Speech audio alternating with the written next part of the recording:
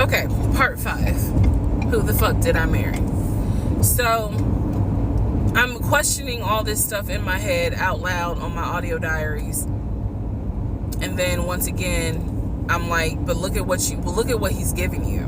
Like, he's paying, it wasn't a question about money. It was just a question of, are we really about to move into this house? And keep in mind, he's paying all the household bills. He still is. So, we were supposed to close before Memorial Day. We didn't. There was an excuse. There was always an excuse with him. Always an excuse. And I didn't know enough about the process to question stuff because I really wasn't involved the way I should have been. And it was giving me a lot of anxiety. So I'm pregnant with a lot of anxiety. And if I'm gonna be 100% honest with y'all, I was not expecting that I was probably going to have a healthy pregnancy because I was stressed. And what I was stressed about is I didn't know what was going on because I wasn't really involved the way that a normal relationship would be involved. Just being honest. So we did not close. We move now into June. This is now going into June. Around June 5th, I looked at the house again on Realtor.com.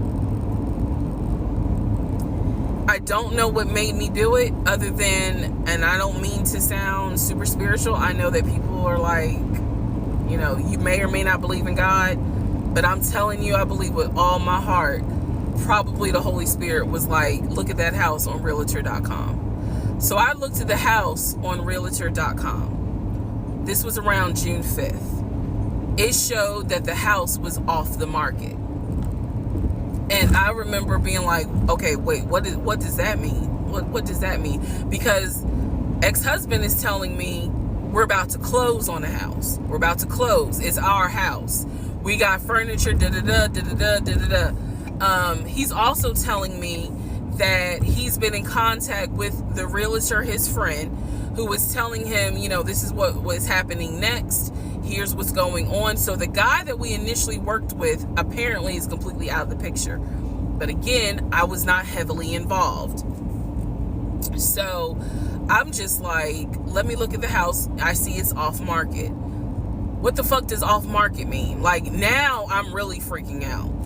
So it shows the name of the real estate agent for the seller.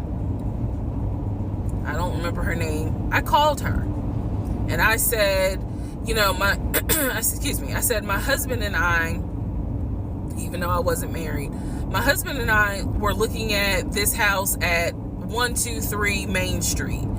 And we really wanted to tour it, but now I'm showing it's off market. Is it not available? Or, I pulled that card. And she was like, oh, no, ma'am. The home closed yesterday. It closed June 4th. Again, there are certain dates I just remember. And I said, oh, it closed June 4th? I was like, really? And she said, yes, ma'am. She was like, my sellers sold the house. And I was like, oh, man, okay. Well, I said, my husband and I really wanted, we love the pictures of it. And we're getting ready to start a family. So I would have loved to have been able to, have the opportunity to see it. I asked her something. I don't remember the specific question I asked her. And I know why I asked the question, because I was anticipating that my boyfriend at the time was going to have some sort of excuse. So I asked her something about the buyers. And I remember, and somehow, again, forgive me, I don't remember the question I asked her. But the answer was that it was an older white couple. Older white couple. So I get off the phone with her. I record an audio diary, and in the audio diary, I specifically say, okay, there is no house. he's going to have to get out of this lie somehow. Because now I realize, at the very least, he was lying about him being the one who was under contract. I knew enough about that. So I was like, what, how was he going to get out of this?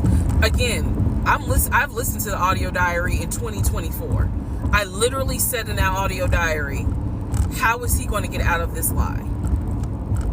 And I was trying to think of ways on how he's going to do it. And something said to me, because I say it on the audio diary, I said, he's going to say it's a bad deal. And he's going to say he wants to pull out.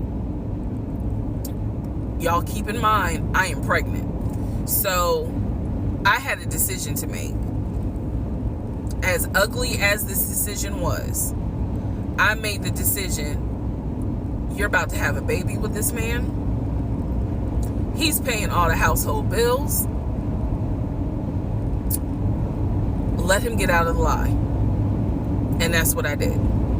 I purposely made the decision that I knew he was going to come back, and I knew he was going to give me some bullshit on why he couldn't buy the house, because he didn't know that I knew that house is already sold. The house is already sold. And this is the part where I said, I'm gonna be honest, even though it's gonna make me look bad, because most women in their right mind would have been like, I'm out. And I didn't. So sure enough, he came home. He didn't really say anything that day.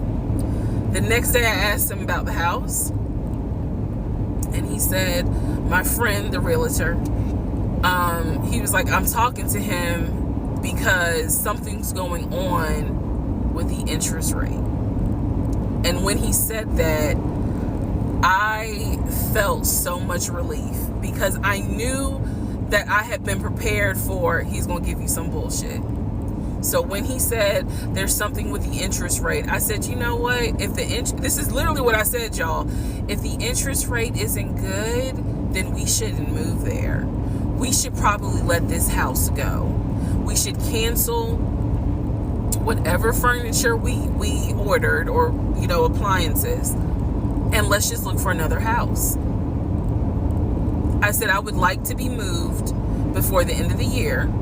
I said, I really don't want to be 9 months pregnant moving into a house. I would like to be done with this before then.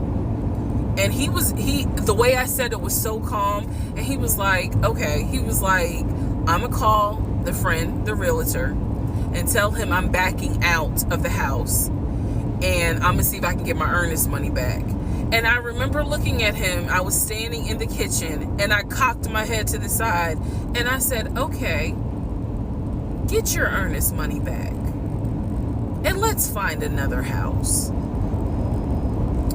And so that's how that first house fell through. So fast forward, I keep looking at this to see how much time I have, because you know they only give you 10 minutes. So this is part 5. Part 6 is coming up. But subsequently, what ends up happening the next week, which is mid-June, I was at work, and I started cramping, started bleeding. And at this point, my doctor, I had just had an ultrasound earlier that day. So I went to work, because the ultrasound was fine. I went to work, and the cramping and the bleeding started, and I started crying because I kind of knew what was going on. And my doctor had called me and told me that when they did the ultrasound, they did not see a heartbeat. So she was like, this pregnancy is not going to be viable. So I'm crying, hysterical, and now we're going to get into part 6.